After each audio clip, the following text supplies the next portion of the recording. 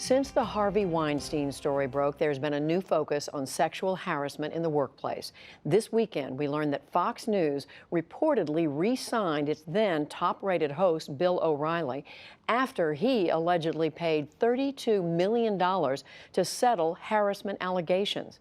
In finance, several employees were reportedly forced out at Fidelity Investments, the mutual fund giant. And then two more developments today. The California State Senate announced that it is hiring firms to investigate reports of a pervasive culture of harassment there.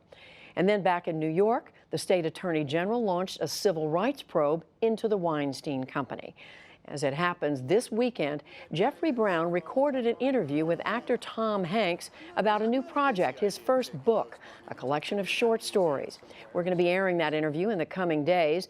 But in the course of that conversation, they talked about the fallout from the Weinstein scandal, and Jeff asked whether Weinstein's behavior was an open secret in Hollywood. I think there was knowledge amongst a certain group of people, mostly who did business with Harvey Weinstein. There are countless women who understood that that's what happened, and there were many people who said, well, that's just Harvey being Harvey. How serious is it? Is it about one person, one man, or is it a culture? You and I, and even the likes of the people on the Turner Classic Movies, understand that the idea of the casting couch that existed in Hollywood is the part of both myth and concrete reality.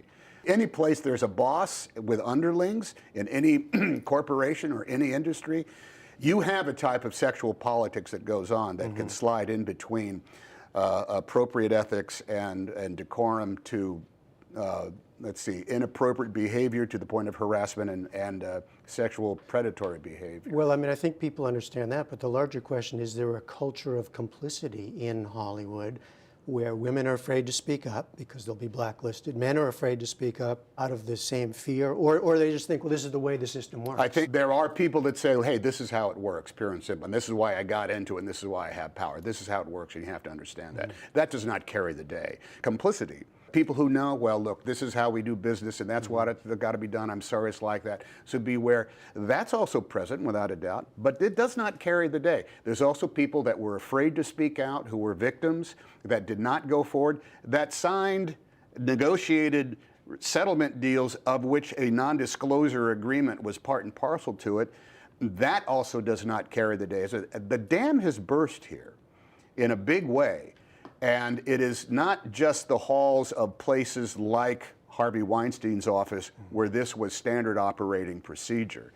And it is criminal, and it is cause for termination. It's also happening in every other corner of not just my industry, but yours and throughout all of America. Do you think this is a kind of tipping point? Well, I think it absolutely is, in which everybody is asking women, what do I put up with and when do I talk about? And men saying, I think we have to live by a code of ethics that we need to think and put down on paper. Don't be surprised if there's going to be a sign in front of every one of the studio gates that will say all people entering this studio will obey this code of ethics or they will be escorted from the premises. And that will all be about sexual harassment and sexual predatory behavior. And we will have the rest of Jeff's conversation with Tom Hanks about his new book and his work in the coming days.